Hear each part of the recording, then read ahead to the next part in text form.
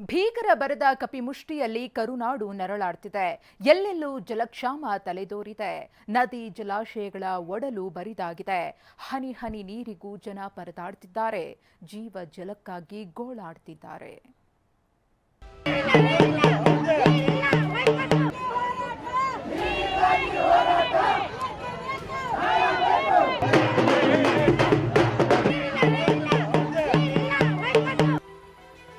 ಕುಡಿಯುವ ನೀರಿಗೆ ಕ್ರಮ ಕೈಗೊಳ್ಳದ ಅಧಿಕಾರಿಗಳು. ಒಂದು ವಾರದಿಂದ ಗದಗ ಬೆಟಗೇರಿಯಲ್ಲಿ ಜಲಬವಣೆ. ತುಂಗೆಯ ಒಡಲು ಬರಿದಾಗಿದೆ. ಗದಗ ಬೆಟಗೇರಿ ಅವಳಿ ನಗರಕ್ಕೆ ಕುಡಿಯುವ ನೀರು ಪೂರೈಕೆ ಮಾಡೋ ಹಮಿಗಿ ಬ್ಯಾರೇಜ್ ಸಂಪೂರ್ಣ ಖಾಲಿಯಾಗಿದೆ. ಬ್ಯಾರೇಜ್ ಡೆಡ್ ಸ್ಟೋರೇಜ್ ತಲುಪುವ ಮುನ್ಸೂಚನೆ ಇದ್ರೂ ಸಕಾಲಕ್ಕೆ ನೀರು ಹರಿಸುವಲ್ಲಿ ಜಿಲ್ಲಾಡಳಿತ ವಿಫಲವಾಗಿದೆ. ಪರಿಣಾಮ ಅವಳಿ ನಗರದ ನಿವಾಸಿಗಳು 15 ದಿನಗಳಿಂದ ನೀರಿಲ್ಲದೆ ಒದ್ದಾಡ್ತಿದ್ದಾರೆ.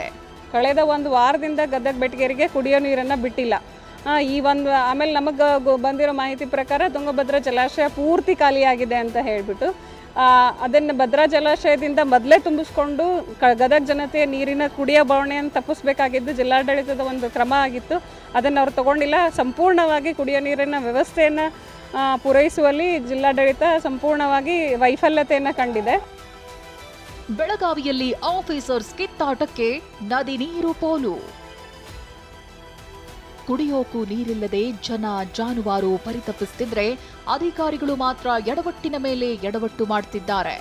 ಬೆಳಗಾವಿಯಲ್ಲಿ ಘಟಪ್ರಭಾ ನದಿ ಪಾತ್ರದ ಜನರ ಹೋರಾಟಕ್ಕೆ ಮಣಿದು ಹಿಡಕಲ್ ಡ್ಯಾಂನಿಂದ ಘಟಪ್ರಭಾ ನದಿಗೆ ನಿತ್ಯ 4800 ಕ್ಯೂಸೆಕ್ ನೀರು ಬಿಡಲಾಗ್ತಿದೆ.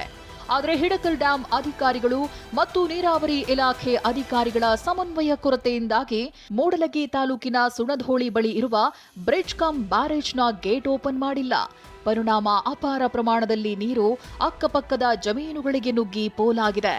ಸುಣದೋಳಿ ಮೂಡಲಗಿ ಬ್ರಿಡ್ಜ್ ಕಮ್ ಬ್ಯಾರೇಜ್ ಜಲಾವೃತವಾಗಿದೆ. ಅಧಿಕಾರಿಗಳು ನಿರ್ಲಕ್ಷ್ಯದಿಂದ ಸುಣದೋಳಿ ಬ್ರಿಡ್ಜ್ ಅಂತ ಹೇಳೈತೆ, ಆ ಬ್ರಿಡ್ಜ್ ಇರ್ತಕ್ಕಂಥ ತೆಳಗಿನ ಪೈಪ್ಗಳು ಎಲ್ಲ ಬಂದ್ ಮಾಡ್ಯಾರ. ಯಾಕಂದ್ರೆ ನೀರು ಬರತೈತಿ, ಆ ಪೈಪನ್ನು ಓಪನ್ ಮಾಡ್ಬೇಕು ಅನ್ನುವಂಥ ಕೇವಲ ಜ್ಞಾನ ಕೂಡ ಇವತ್ತಿಲ್ಲ. ಇವರು 3-4 ಸಾವಿರ ಕ್ಯೂಸೆಸ್ ನೀರು ಓಪನ್ ಆದಾಗ ಕೂಡ ಅದರ ಅಲಕ್ಷಣಕಾರಕ ಬ್ರಿಡ್ಜ್ ಮ್ಯಾಲೆ ಹೋಗಿ ಇವತ್ತು ಹೊಲಗೊಳದಾಗ ನೀರು ಹೋಗಿ ಬ್ರಿಡ್ಜ್ ಮ್ಯಾಲೆ ಹರಿದು ಹೊಂಟೈತೆ. ಇವತ್ತು ಅಧಿಕಾರಿಗಳನ್ನ ಅಲ್ಲಿ ಸತ್ತರನ. ಧಾರವಾಡ ಜಿಲ್ಲೆ ಕಲಘಟಕಿ ತಾಲೂಕಿನ ಮಸಳಕಟ್ಟಿ ಗ್ರಾಮದ ರೈತ ಗೋವಿಂದ ಗುಂಡಕಲ್ ತಮ್ಮ ಜಮೀನಿನ ಬೋರ್ವೆಲ್ ನೀರನ್ನ ಹಳ್ಳಕ್ಕೆ ಹರಿಸಿದ್ದಾರೆ. ಈ ಮೂಲಕ ಮೂಕಜೀವಿಗಳ ದಾಹ ನೀಗಿಸುವ ಕಾರ್ಯ ಮಾಡುತ್ತಿದ್ದಾರೆ.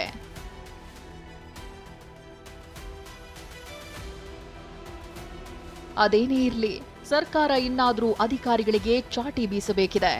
ಜನರಿಗೆ ಮುಖ್ಯವಾಗಿ ಕುಡಿಯುವ ನೀರು ಪೂರೈಕೆಗೆ ಕ್ರಮ ಕೈಗೊಳ್ಳಲೇಬೇಕಿದೆ. Bureau report TV9.